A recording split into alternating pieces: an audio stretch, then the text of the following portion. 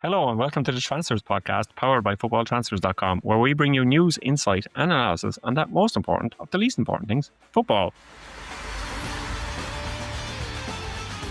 Or as I said in the top 5 and bottom 5 MLS transfers, soccer, because we have Tom Bogert again. I'm Ronan Murphy, as always. I'm joined this week by Tom Bogert, who is MLS and US MNT, I got it right, insider for CBS, Give Me Sport, and a whole lot more.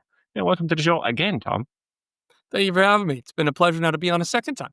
Yeah. You must be a very special guest to be on a second time. Duncan usually has a few people on second time. John Norcroft, the football journalist of the year in the UK. So wow, you are in esteemed company. Lower your expectations. Just significantly lower your expectations. Well, I'm not going to live up to that. When our listeners tune in, our viewers on social media or on YouTube tuned in, they will see that I am presenting rather than Duncan. So they have already lowered their expectations. This football extra episode is Messi to MLS. We're looking at a historic transfer, as they say in the UK, and this time it's the biggest player in the world, the best player of all time, moving to America. Yeah, so I mean, this had been going on for years before it actually happened. Inter Miami, the managing owner, Jorge, is it? Mes? Yeah, correct. His brother Jose and David Beckham had been reaching out to Messi's camp for years, trying to sign him. They had meetings in London, Barcelona, even in Rosario, where Messi is from himself. And Mas says that he in 2019 they started to sign him, but so it was a long way in the pipeline before Messi finally moved to MLS. Indeed. So Lionel Messi was actually when Inter Miami was announced as a new MLS club. Lionel Messi was in the introductory video. It was him. There were some other stars, and the idea was they were always looking to bring Lionel Messi. And then I remember being told, even in like 2020, like, hey, like, we think it's going to happen. And it's like, yeah, man, like, that's easy to say. And then like, you actually need to win out over, let's say, we didn't know he was going to leave Barcelona at that time. He ends up going to PSG, and then PSG want to keep him. And then Saudi Arabia, nobody saw that coming, is going to end up being $1 billion offer on the table. And in the end, Inter Miami got it done. And part of that, the top line from this pursuit for me, and again, I got to give a lot of credit to that ownership group, particularly Jorge Mas, Jose Mas, the brothers. David Beckham obviously played a big role, but from the outside, I think a lot of people would assume, oh, Beckham is an owner, Beckham Adidas, Beckham is Beckham, right? Like, it must have been him. But no, it really was, in particular, Jorge Mas leading this. And it was his relationship with Jorge Messi, Lionel's dad. Jorge Mas, was in the Lionel Messi's family's suite at the 2022 World Cup final. That detail did not come out until Messi had announced he was coming into Miami. And the top line for me is Jorge Mas told Lionel Messi, how many times in a lifetime do you get the chance to change a sport? There will be a before and after Messi. And it got it done. Yeah, one of the quotes that I had down here is, in this country, Lionel Messi has the opportunity to change the sport. If he would have stayed at PSG, he wasn't going to change the sport. If he returned to Barcelona, wasn't going to change it either. Going to Saudi, wasn't going to change the sport there. We see Cristiano Ronaldo. Yeah, we had to mention him. I get out of the way early in this podcast. Cristiano, you have not changed the sport in Saudi Arabia. You haven't even won the league in Saudi Arabia. You've won nothing over there. So Messi had the chance to change the sport. It is changing a lot at the moment. Like Beckham, we mentioned in the top 5 signings of all time. But in September 2022, even before the World Cup, Argentina had their pre-World Cup camp in Miami, of all places. That kind of was a fantastic way. And Mas, at the time, he was saying that every day he was trying to curl Messi's ear and get him to come. Look at the great facilities we have. Exactly. And look at how close it is to your off-season home, your vacation home in Miami that you like to come to. Wouldn't it be nice to just live here all of the time? How about that? So, that was part of the confluence. Like, Lionel Messi having an interest in wanting to play in America, that is part of it here. And again, like, if it was just sheer money, nobody can compete with Saudi Arabia. Again, the deal was $1 billion on the table in the contract. I believe it'd be untaxed as well. So while he's getting very, very well compensated in Major League Soccer, he's gotten plenty of money in his career. It's easy for us to tell other people that, hey, you should leave $1 billion on the table somewhere else.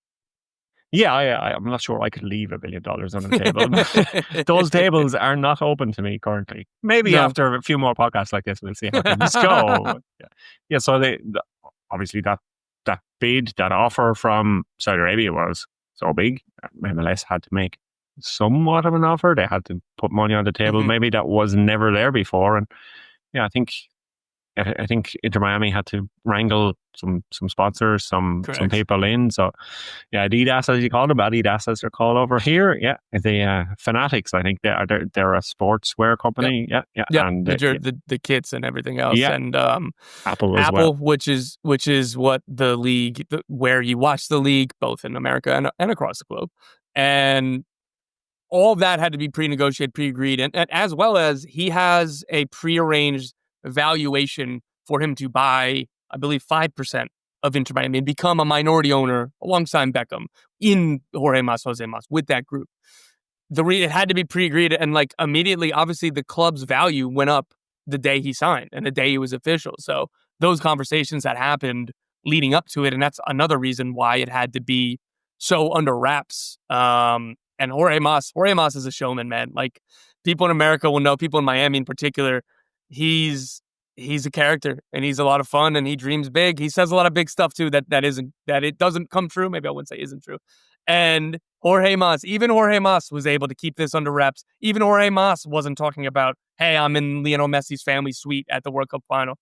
I thought that was very impressive, that like all this, the only way this was going to happen if it was secretive. And even a guy like that who wants that moment, who loves that kind of moment and doesn't shy away from it and understands the showmanship side of sports that is necessary sometimes. Even he was able to keep all of this tight and all of this under wraps.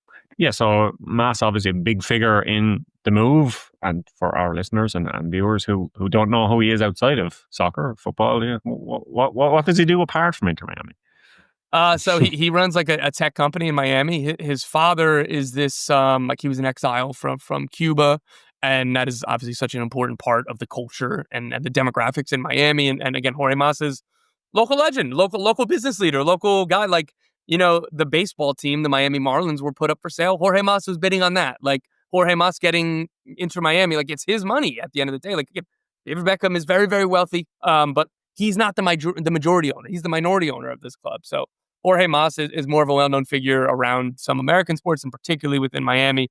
And again, like, he's a main character in the story.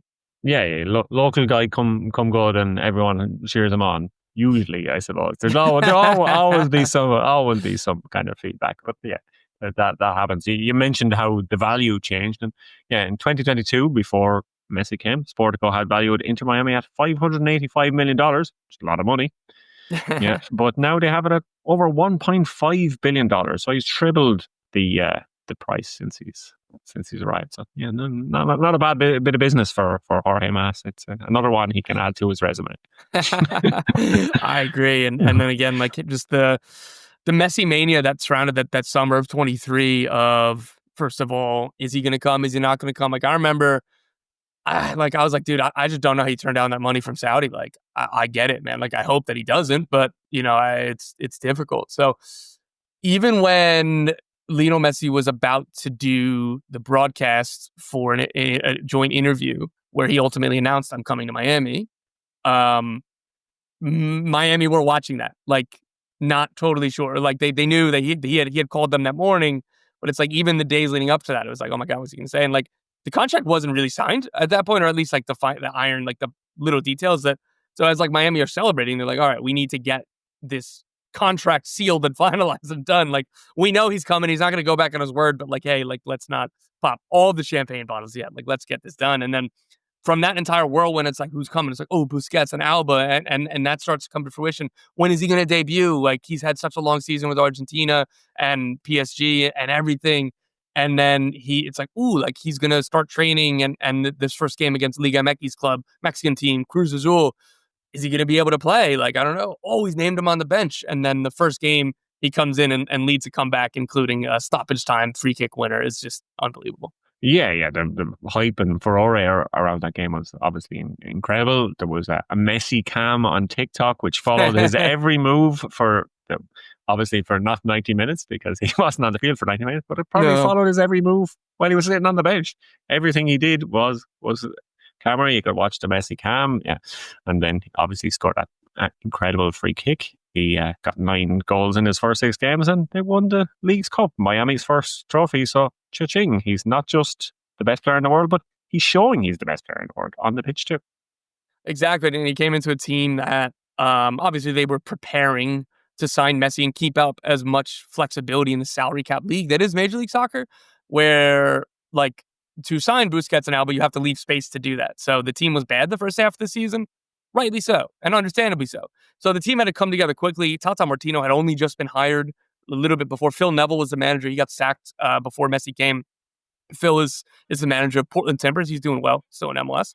But yeah, with Messi, that team went from bad to very, very good. And again, they won that trophy immediately. That was an absolute sprint. There wasn't a lot of time left in the regular season, so they didn't make the playoffs that year. But in his first full season, which was last year in 2024, he led the team to the best ever point total in league history, a record-setting season. They ended up losing in the first round of the playoffs, which was bad, but they still brought home a trophy, and he was named MLS MVP, and he got my vote. Even though he missed almost half of the season, he had more goal contributions than anybody in the league. He missed half of the season. And my rationale was like, let's not overthink it. Like, if he played 5 more games and didn't have any more goal contributions, it wouldn't have been a discussion. So he's just a special, special player. And the Messi mania going around the league now at this point, teams are moving their games from their home stadium to NFL stadiums to have more supporters come, which I kind of hate. But regardless, it's a bit of a circus, and it's just one of one.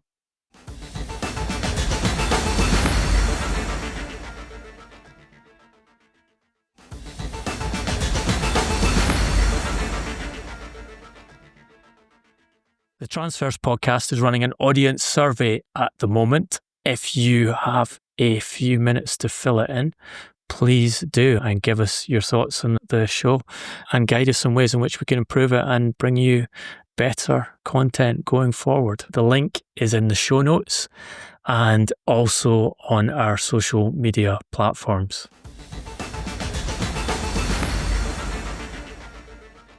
Yeah, and we've even seen recently that the team apologized for Messi not playing against them. That kind of made waves. But I imagine that a lot of the public want to see Messi, of course. Kids want to see Messi. Kids that are interested in soccer want to see Messi. I've seen Messi myself. It's always a privilege to say that you've seen some of these best players. Zidane is the best player I've ever seen live, but that's a different story for a different podcast. But I imagine there's also, as well as the families going to watch the matches, the families have big pockets usually and big wallets. But I imagine there's lots of celebrities going to these games and trying to get among the news and this the VIP ticket in town. Yeah, and it's funny too because Miami. This isn't the stadium they're playing in right now. Isn't going to be their long term. They're building their real stadium. Where they're playing right now will eventually be the home just of their second team, and it's in Fort Lauderdale, which is like some miles north of Miami, and the traffic around that area is very difficult. So it's like all of this. It's not just it's that Messi's here in a stadium that won't be their full time stadium. They're going to open that, they say, next season, so he'll be coming into that stadium as a face of obviously the league and of that team. So.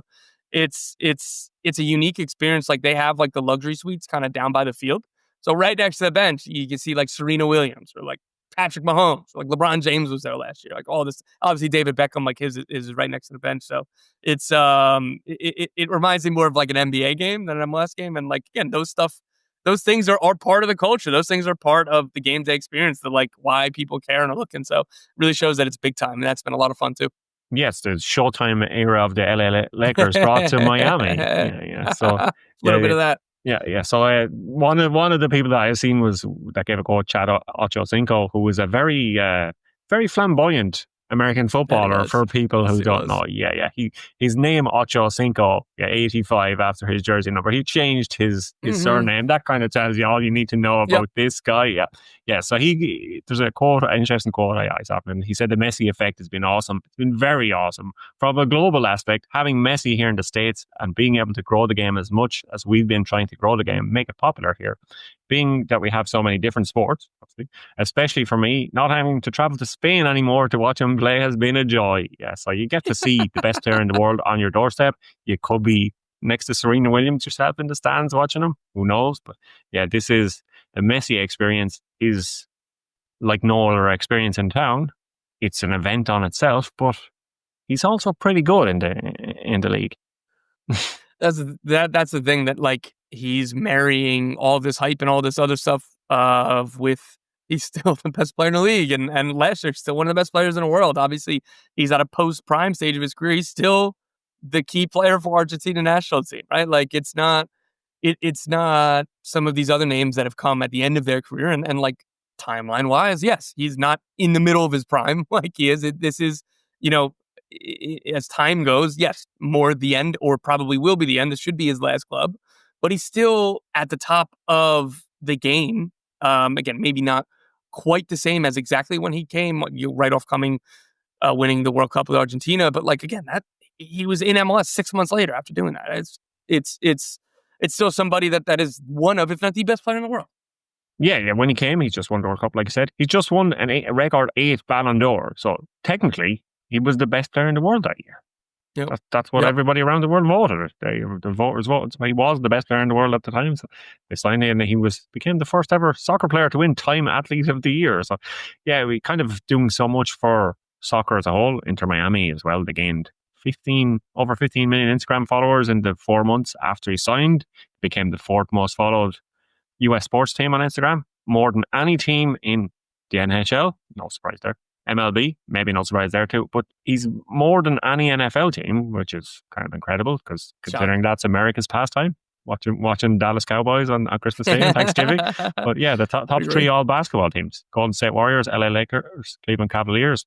All 3 very successful teams recently. But yeah, it's amazing to see Inter Miami is the 4th most followed team in the United States. Wouldn't you love to be that social media manager who gets put on their resume?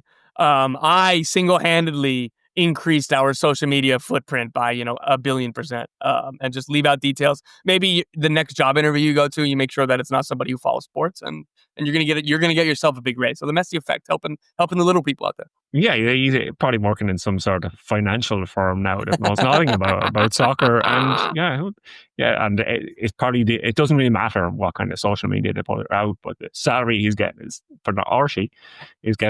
phenomenal, thanks to Messi. Yeah, Messi, helping out the little guy, kind of like that. Yeah, exactly, give him back. Great guy, Messi, giving back to the community.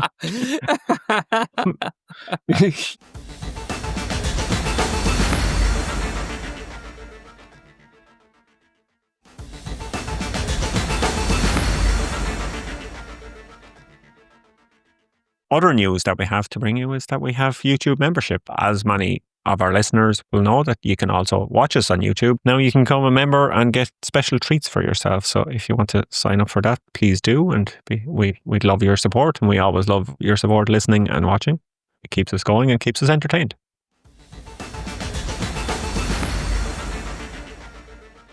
Well, I remember early in early days, Messi sightings were kind of everywhere on social media, and you had these photographs of Messi and his wife and his kids at the supermarket. They're just like us.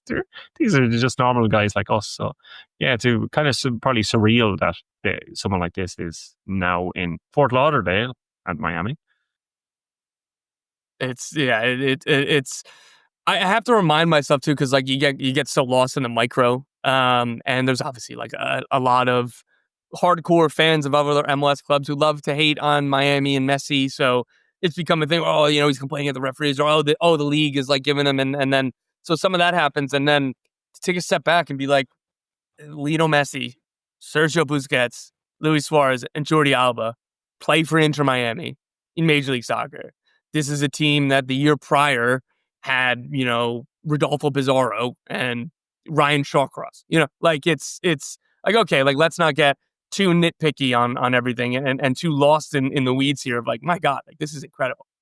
Apologies to Ryan Shawcross if you're watching or listening, but Ryan, you're no Messi. You're no Messi. I think he could admit that himself. But Messi, obviously, setting records on the pitch. 5 assists against the Red Bulls and in a 6-2 win in 2024. That was a new MLS record, and also the most goal contributions in a single game in that one, because he scored the other goals, 6 goal contributions.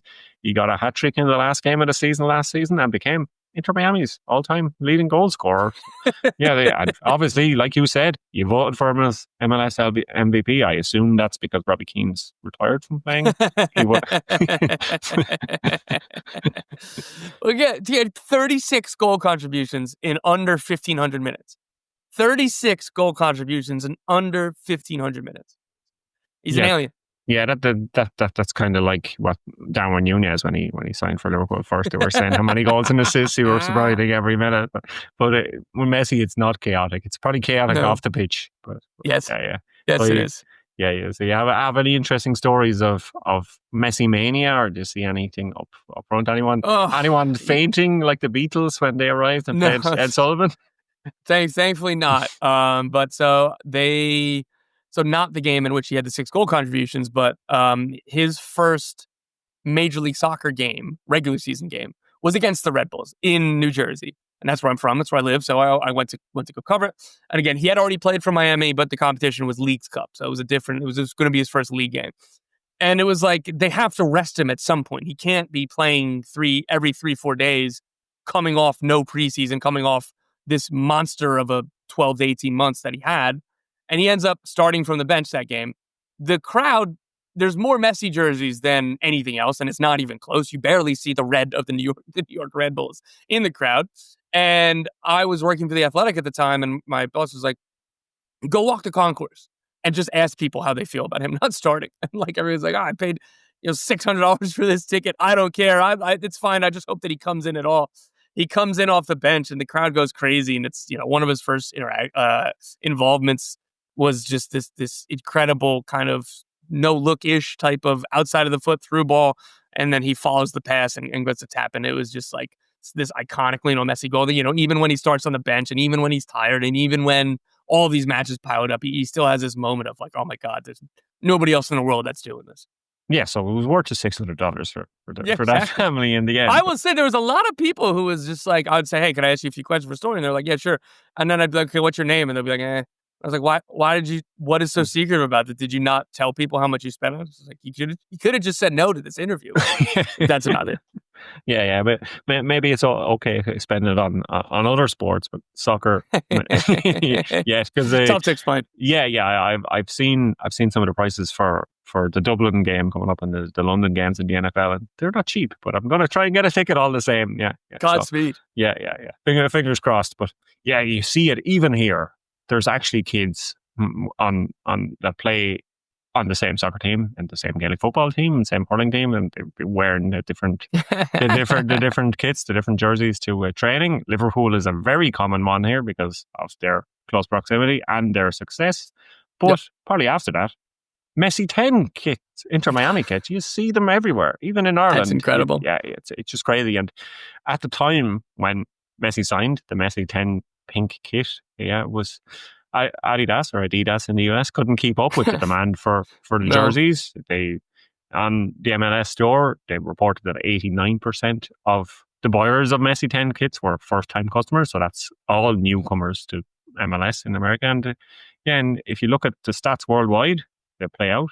It's one of Adidas's top 5 jerseys in the world, the Inter Miami kit. It's just crazy. No one would have ever thought, like, even when Beckham moved to LA Galaxy, you saw a few LA Galaxy jerseys here and there outside of the States, but it wasn't the phenomenon that the Inter Miami pink kit is. Nothing. And like that's still, I see that all over the place. Like now, like even in just regular walks of life, or you're playing soccer, football, like, and somebody's got their kid, and the kid has a Messi jersey, and then those outnumber the Al Nassr Ronaldo jersey or whatever, right? But it's just like oh, this is weird to like see the next generation. Like they're not United and Liverpool kids, though. Of course, there are plenty of United and Liverpool American fans here.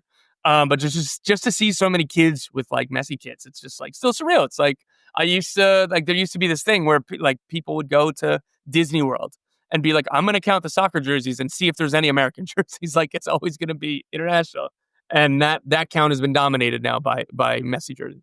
Yeah, there was a very few Lothar Matthäus Metro Stars jerseys going around in 2000, 2001, I'd say.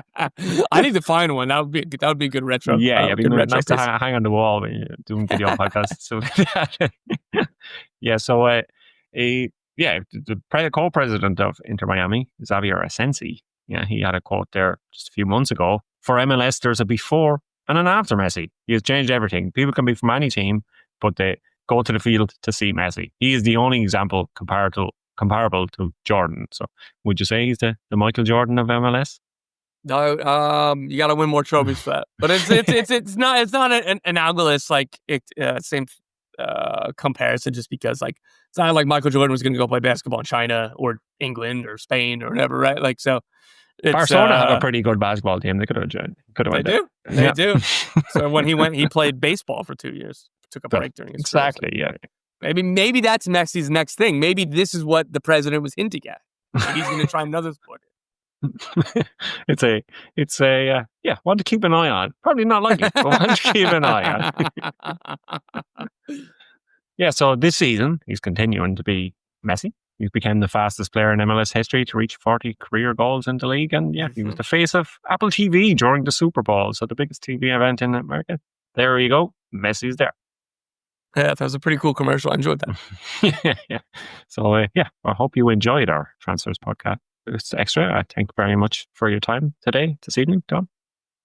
Thank you very much for having me. It's been a pleasure. Cheers. Yeah. So you've been listening to Transfers Podcast, powered by FootballTransfers.com. If you like what you heard, please follow, share, and rate us. Your support helps us bring in more news, analysis, and insight. You can message us on Instagram, YouTube, and Facebook at Transfers Podcast. Our Twitter and Blue Sky address is at TransfersCast.